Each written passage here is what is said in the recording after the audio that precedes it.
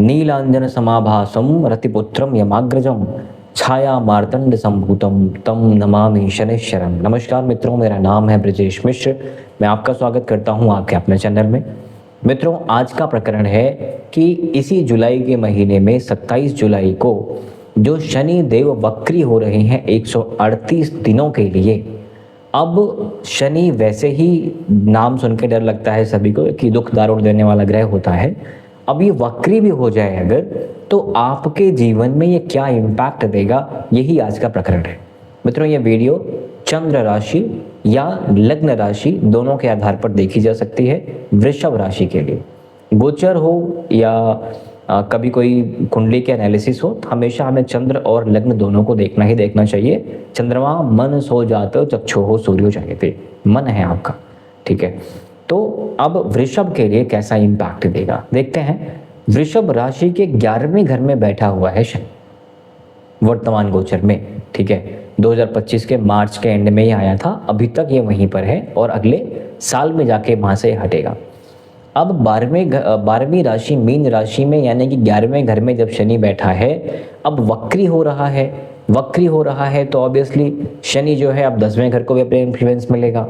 और जो इसकी दृष्टियां इसकी पड़ेंगी आपके लग्न पे, लग्न के साथ साथ इसकी पड़ेंगी आपके पंचम भाव पे, और पड़ेंगी 5 के बाद 6, 7, 8, 9, 10, 7, 8, 9, 10 आपके अष्टम वाले भाव पर भी शनि की दृष्टि पड़ेगी। तो आपके लिए शनि 2 राशियों का स्वामी है, कुंभ और मकर, बैठा हुआ है मीन में। और ये 3 भाव तो हो ही गए, साथ में इसकी 3 दृष्टियां, जिनमें से एक आपके 1st हाउस पे इम्पैक्ट है, आपके 5th हाउस पे इम्पैक्ट है एंड आपके 8th हाउस पे इम्पैक्ट है। ये इतने सारे भावों को शनि यहाँ पे इम्पैक्ट देता हुआ दिखेगा। मित्रों, ये वीडियो के 2 पार्ट हैं। पहला तो ये कि शनि जब वक्री होगा तो क्या क्या करेगा, लेकिन कितना करेगा और व्यक्तिगत रूप से कितना करेगा, यानी कि क्या करेगा वो सबके लिए है, सभी वृषभ राशि के जातकों के लिए। लेकिन आपके व्यक्तिगत कुंडली में कैसा इम्पैक्ट देगा उसको भी हम समझने वाले हैं। मैं आपको लैपटॉप के स्क्रीन पे ले चल के आपकी कुंडली के हिसाब से समझाऊंगा। तो अभी ये प्रश्न खत्म हो जाएगा कि सबके लिए है, मेरे लिए सबके लिए नहीं, ये व्यक्तिगत रूप से आपके लिए होने वाला है, बस देखना खुद को है, ठीक है। तो स्टार्ट करते हैं। 11वें घर में बैठा हुआ ग्रह जनरली अच्छे फल ही देता है, लाभ वाला घर है, ठीक है। लाभ वाले के साथ साथ कामनाओं की पूर्ति है, इच्छाएं हैं, आपके गेन्स हैं, ठीक है। अब शनि यहाँ बैठ करके आपके कर्म वाले भाव का स्वामी लाभ वाले घर में बैठा, गुड। भाग्य वाले भाव का स्वामी लाभ वाले घर में बैठा, अगेन गुड। नेगेटिव कहाँ होता है? नेगेटिव ये है कि शनि वक्री है, भाग्य का स्वामी वक्री है, ठीक है, अभी के लिए वक्री हो रहा है।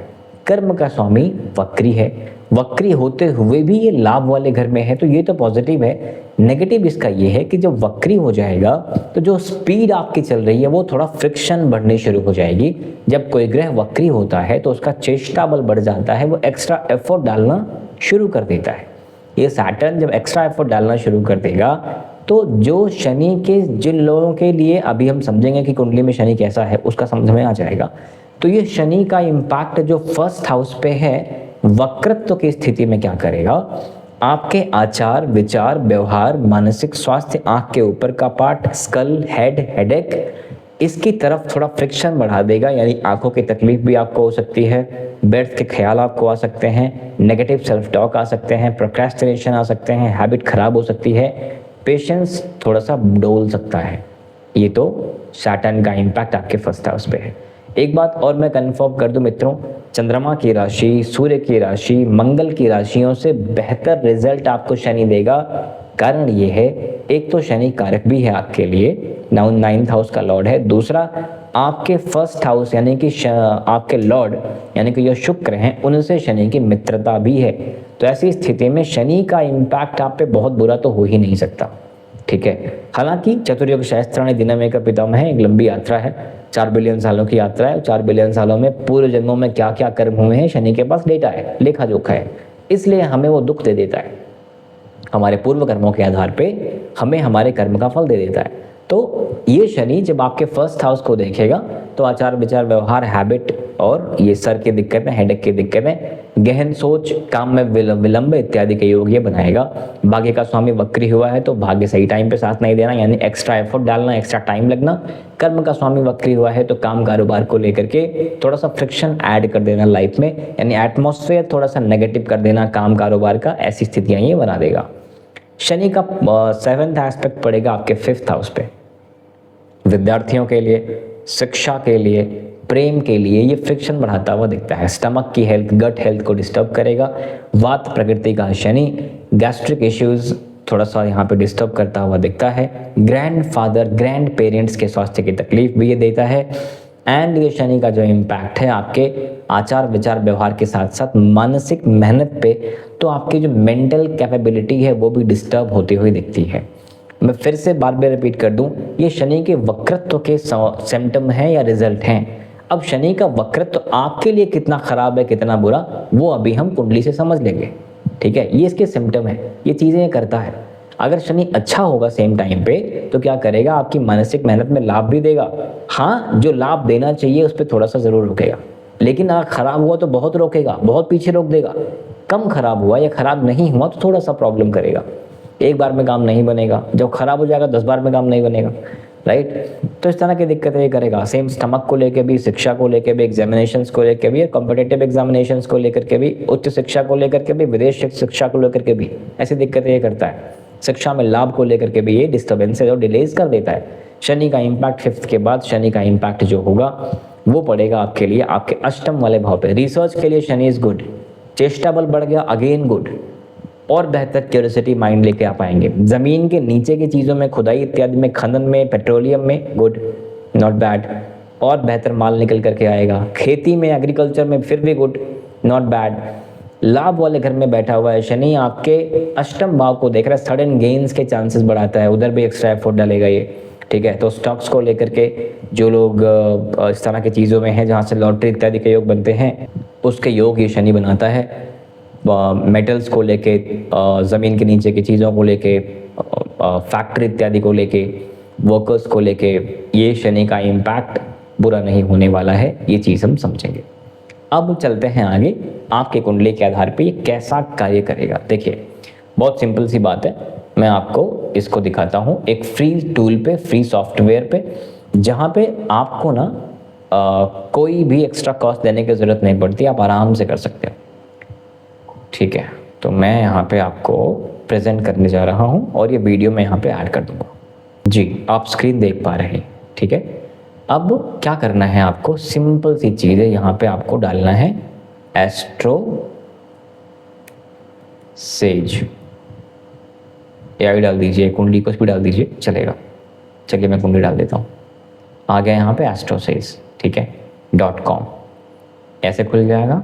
और नीचे आ जाएंगे तो यहाँ हमें डिटेल्स डालने का यहाँ मिल जाएगा। एग्जाम्पल के लिए मैं डाल देता हूँ text, date of birth, late से कुछ भी डाल देते हैं। जैसे आज की कुंडली खुली हुई है ना, ये बर्थ प्लेस में डाल देता हूँ अपने यहाँ का Ayodhya.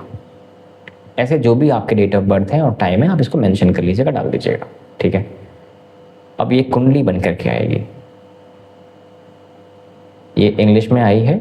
My English is not that good so let me try with Hindi, ये मैंने हिंदी कर लिया, ठीक है।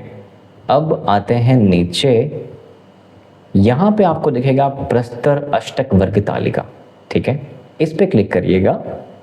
और हम बात कर रहे हैं शनि की, तो शनि वाले भाव पे जाएंगे। हम यहाँ क्या देख रहे हैं, ये सूर्य है, चंद्रमा, मंगल, बुध, नहीं बात करनी भाई, गुरु और शुक्र, और ये है शनि, ठीक है। राशि है कौन सी, शनि आज के टाइम पे मीन राशि में गोचर कर रहा है। यहाँ पे मेरा कर्सर देख रहे हैं आप, मीन राशि में शनि ने जो कुंडली मैंने डाली है वहाँ पे 4 पॉइंट्स दिए हैं। मित्रों देखिए 8 पॉइंट बहुत दुर्लभ है, कोई बहुत ही भाग्यवान व्यक्ति हो तो कुछ नहीं कह सकते। 7 पॉइंट तक मैंने देखा हुआ है जब मैं कुंडली एनालिसिस करता हूँ, कुछ लोगों का 7 देखा है मैंने। 6 आप कहीं भी देख सकते हैं, 6 अक्सर मिल जाता है। और 6 से कम 6, 5, 4, 3, 2, 1 ऐसा मिलता है, 0 किसी का नहीं होता। तो यहाँ पर जो मध्य हम अंक मानते हैं वो 4 माना जाता है। 4 मार्क 4 पॉइंट अगर मिले हैं, जैसे इस कुंडली में 4 मिले, तो 4 एवरेज है, यानी कि अगर 4 मिला है तो ये न्यूट्रल बिहेव करेगा, ना बहुत तकलीफ देगा ना बहुत बड़े लाभ देगा। यानी अगर कुंडली में लाभ वाले स्थान में है तो ये लाभ देगा, तकलीफ नहीं देगा, इसको ऐसे समझिए, ठीक है। अगर ऐसे भाव में हो जहाँ पे तकलीफ वाला भाव है तो वहाँ तकलीफ कम देगा, ऐसे समझिए, और लाभ वाले भाव में है तो ये अच्छा लाभ देगा। तो लाभ चल रहा है, लाभ देगा। तो मीन राशि में शनि का जो मैंने कुंडली यहाँ पे डाली थी, आपकी हर व्यक्ति को अपना डिटेल डाल के चेक करना है। ये वीडियो आपके लिए नहीं है, ये जो डिटेल और चक्र बन के आ रहा है ये आपको अपना डालना है, और इस वर्ग चक्र में आकर के फिर यहाँ पे पॉइंट्स देखने हैं। अगर ये पॉइंट्स 4 से कम है, 3 हैं तकलीफ है, 2 हैं और तकलीफ है, 1 है तो बहुत तकलीफ है। जैसे इस कुंडली में अगर देखा जाए, ये वृश्चिक राशि में ये शनि का इम्पैक्ट जो मिला है 1 मार्क का मिला है, सिर्फ 1 का। यही वृश्चिक राशि धनु के लिए जो कुंडली मैंने डाली थी, अगर धनु की राशि में होता तो ये 6 मार्क्स दे रहा था, जो कि बहुत अच्छा होता। तो 4 is not bad, 4 is fine. 2 जो है बुरा है, तकलीफ देगा, 1 बहुत तकलीफ देगा। तो अपनी अपनी कुंडली से ज़रूर जाके देख लीजिएगा और कमेंट में बताइएगा भी कि आपका कितने पॉइंट्स आपको मिल रहे हैं। तो इस आधार पे ये गोचर आपको फल देगा। एग्जाम्पल के लिए 4 से अधिक है, 5 है, 6 है, 7 है, 8 है, तो बहुत अच्छा है, कमाल है। क्या कमाल है? इनकम को लेके चांसेस बढ़ा देगा, आपके शिक्षा में, संतान में वृद्धि के योग बना देगा, ठीक है। रिसर्च और फिलोसफी को लेके भी अच्छे मार्क्स दे रहा है तो बहुत कमाल करेगा। धन वाले भाव को लेके अच्छी पर्सनैलिटी भी आपके बिल्ड कर देगा, इनकम को लेके संभावनाएं बेहतर कर देगा, नेम फेम भी आपका अच्छा कर देगा, कर्म वाले भाव का स्वामी कर्म भी अच्छा कर देगा। जैसे जैसे कम होते जाएंगे मार्क्स वैसे वैसे समझिएगा इनकम में डिलेज, कर्म में दिक्कतें। अगर 1 पॉइंट मिलता है तो साथ में भाग्य को लेके तकलीफ, भाग्य सही समय पर साथ नहीं देना, स्टमक की प्रॉब्लम, एजुकेशन में डिलेज, ऐसा ये काम करेगा, ठीक है। हर व्यक्ति को अपनी अपनी कुंडली ही देखनी है और अपने अपने मार्क्स ही देखने हैं। 4 से कम तकलीफ, 4 है फाइन। तो ये तो हमने समझ लिया कि ये शनि ऐसा ऐसा रिजल्ट देगा, 138 दिनों तक ये देगा, उसके बाद फिर मार्गी हो जाएगा। तो अब ये समझते हैं ना कि अगर ऐसा तकलीफ वाली स्थिति में आपकी कुंडली में है तो क्या उपाय कर सकते हैं, क्या कोई उपाय है? देखिए मित्रों, अवश्य में भोक्तव्यम, जो कुछ पूर्व जन्म की यात्रा है, जो कर्म बने हैं, वो बंधन बने हैं, उस आधार पर चीज़ों को भोगना ही भोगना है। बहुत कुछ आप ना तो बदल सकते हैं ना अवॉइड कर सकते हैं, वो सामने आना ही आना है। लेकिन उपाय क्या कोई फायदा नहीं देगा? ऐसा नहीं है।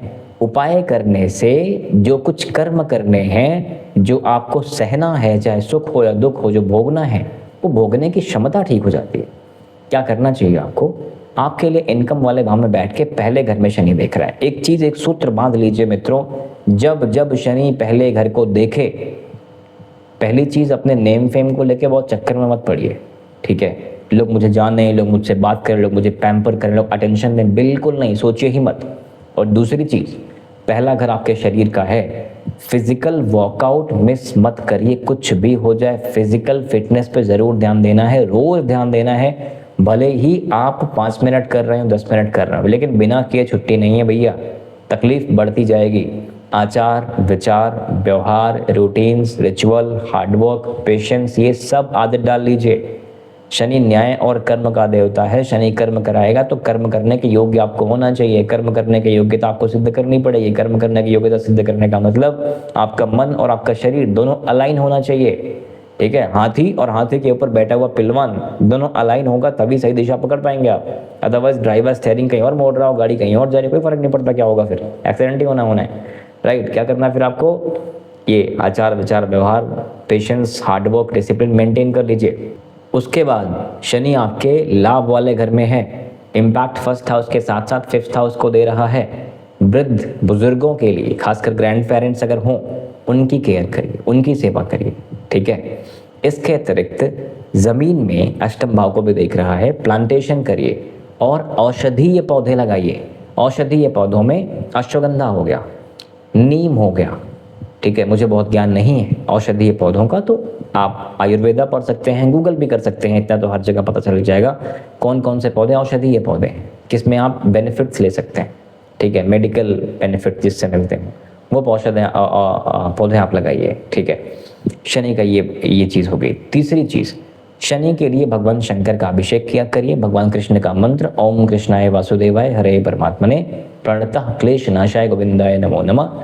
अगर संभव हो तो ओम शब्द नहीं बोलिएगा, अगर किसी गुरु ने आपको दीक्षा नहीं दी है और आपने उपनयन धारण नहीं किया होगा तो, ठीक है। बस मन ही मन ये मंत्र जाप करते रहिए, ठीक है। और ये मंत्र जाप करने के साथ साथ डोनेशंस, चैरिटी, सेवा भी करते रहिए। बड़े भाई बहनों का भी साथ दीजिए और साथ में पुरुषार्थ पराक्रम से पीछे नहीं हटिए।